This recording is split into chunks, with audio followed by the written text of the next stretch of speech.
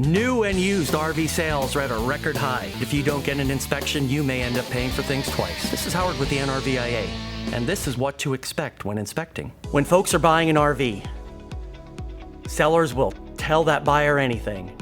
And we all know that when we're starting to think about the RV lifestyle, that we just fall in love with the curtains. We fall in love with the floor plan. We fall in love with the things that we think will be great about the RV.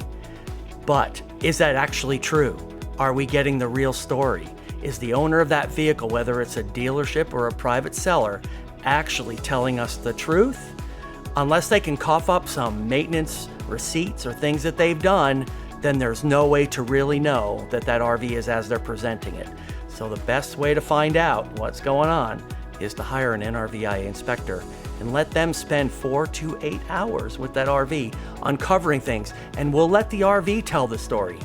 Not the owner, not the seller, not the dealership, but let's let the RV tell us its real story, because when an NRVIA inspector spends that much time with that RV, they're going to find out what's really going on with that unit.